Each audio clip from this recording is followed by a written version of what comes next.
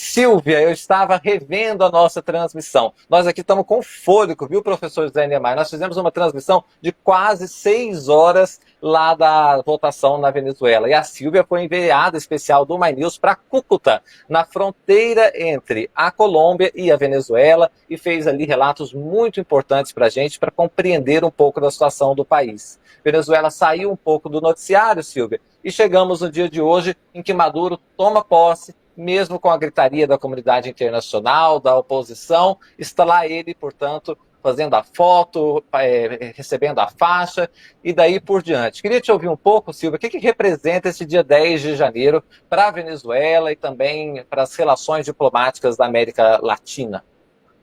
Claro, antes de mais nada, queria agradecer e lembrar dizer que eu lembro com carinho dessa cobertura, porque foi uma cobertura que a gente fez na raça mesmo, né? Com muita vontade, com muita.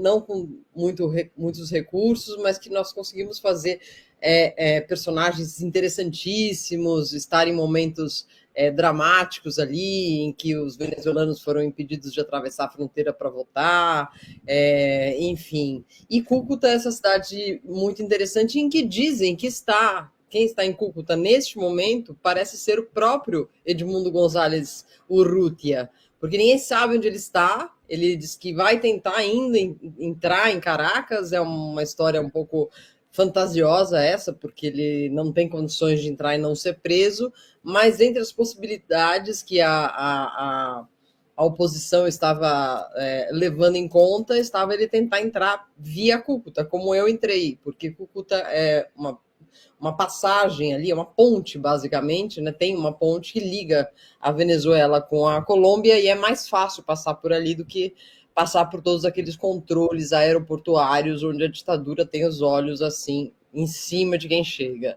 né? Eu assisti esse dia com uma mistura de tristeza assim enorme, porque eu já vi isso várias vezes, sabe? Desde 2013, pelo menos, que eu estou vendo eleições roubadas, posses de eleições roubadas na Venezuela, né? A maioria delas eu vi ao vivo, as posses.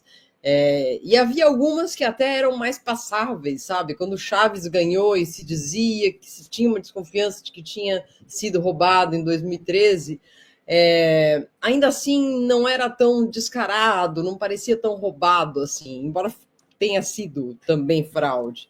E de aí em diante, a gente viu crescer o que não existia no começo, que era que é a repressão, a saída dos venezuelanos do país, o aumento da crise humanitária, e tudo foi piorando e as posses foram ficando cada vez mais deprimentes, porque os países importantes não mandam os seus representantes mais de alto nível, porque sabem que aquilo é uma fantochada, né? Tanto que nessa eleição, nessa cerimônia de hoje, estavam presentes, só fazendo uma correção, Afonso, não foi no Palácio de Miraflores, foi na Assembleia Nacional. Verdade. Mas os únicos líderes de Estado que estavam presentes eram o Miguel Dias-Canel, de Cuba, e o nosso Daniel Ortega, que também não prima pelas qualidades democráticas, como todos sabemos. É Então dá isso uma mesmo. Não, muito bom o seu reparo. Eu até me desafiei a assistir a posse, viu, Silvia? E aí o Maduro fala várias vezes que está na Assembleia da Venezuela, né? Então você tem toda a razão em relação a isso. Ele vai governar o Palácio de Miraflores, aí sim, né? Pelos próximos 6 anos, que é o mandato lá na Venezuela. E aí, professor, eu ouvindo o discurso do Nicolás Maduro e vendo como foi produzida ali toda a transmissão, parece que está tudo bem, que está tudo tão certo, e aí ele tem um discurso que parece convincente para as pessoas que ficam de pé e o aplaudem, é toda uma estética, né, mostrando uma naturalidade que não está acontecendo no país, né? Ontem mesmo teve grandes manifestações da oposição, a própria Maria Corina Machado participou, Muitos falaram de uma prisão dela. Hoje ela gravou um vídeo longo até, né, Silvia, explicando o que aconteceu e etc. Ou seja, uma líder da oposição que também está passando por uma situação muito complicada na Venezuela. Queria então passar para o professor José Niemeyer para ele nos explicar do ponto de vista, inclusive, das relações internacionais, como fica esse governo Maduro. Ele consegue se sustentar no governo por 6 anos sem ser muito contestado, professor? Oi, Afonso, obrigado pelo convite. Cumprimento a Silvia, o professor Velasco, os assinantes da My News. Parabéns pelas coberturas internacionais que vocês têm feito.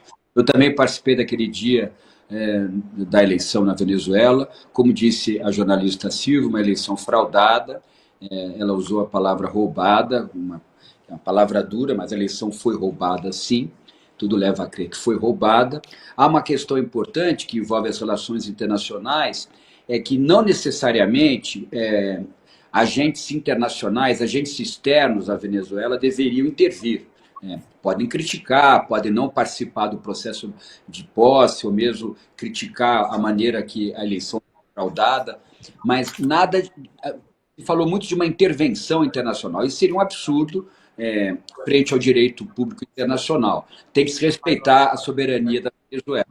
Agora, o que nós temos na Venezuela que as instituições internas da Venezuela é o mais relevante. O problema é que Maduro ele sequestrou todas as instituições políticas venezuelanas. Não só as políticas, ele transformou o Estado venezuelano no governo venezuelano, ao mesmo tempo o governo venezuelano é representado pelo Estado, está tudo misturado, é um Estado policial, a força militar sempre controlada pelo grupo de Maduro, como já era controlada pelo grupo de Chávez, tem um papel fundamental. Então, as instituições venezuelanas que nós esperávamos que iam ter algum papel para tentar diminuir ou mesmo aplacar essa sangria institucional que existe na Venezuela, elas não atuaram porque estão sequestradas pelo grupo político de Maduro. Então, é uma situação muito grave, poderia ter sido mais grave se depois das eleições, nós discutimos isso aqui no My News,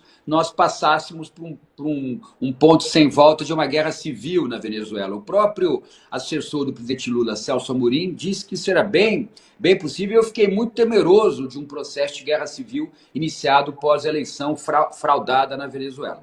Tudo leva a crer que foi fraudado. Fora Noriega, fora Cuba, eu acho que poucos líderes estão apoiando esse processo que não é legítimo do ponto de vista racional legal.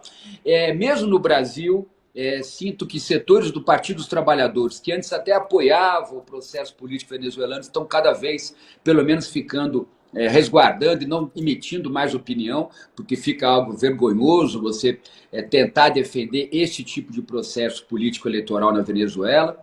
Então, não tivemos o processo iniciado de guerra civil, porque a ditadura, e é uma ditadura, não é só um regime autoritário, é mais acima, é uma ditadura porque ele se utiliza de força policial, força militar e serviço secreto para calar a oposição, e a população se coloca contrária ao governo. Não tivemos a guerra civil, não tivemos o processo mais grave, mas vivemos tempos muito, muito tristes, como disse a jornalista Silvia, na Venezuela.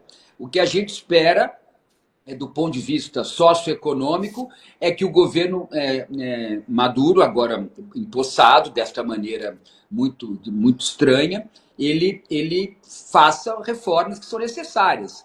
O salário mínimo na Venezuela, se eu não estou enganado, gira em torno de 3, 4 dólares, quer dizer, uma vergonha, né? População cada vez mais em estado de miséria absoluta, é uma classe média diminuta, muito pequena, uma elite que faz acordos, inclusive, diretamente com o governo, essa elite empresarial. Há uma questão meio confusa entre setor público e privado na Venezuela em função da PDVSA, da empresa petrolífera venezuelana. Então, tudo muito estranho na Venezuela, e a gente tem que esperar. Me parece que teremos que esperar 2030, porque eu acho, como eu disse no começo, acho muito grave uma intervenção internacional. E isso não seria possível também. Nós temos que respeitar a Venezuela como um país livre e soberano dentro do sistema internacional. O que a gente esperava é que a Venezuela tivesse instituições mais maduras e decentes para poder trazer alguma harmonia ao processo político interno, mas isso também não existe na Venezuela no momento.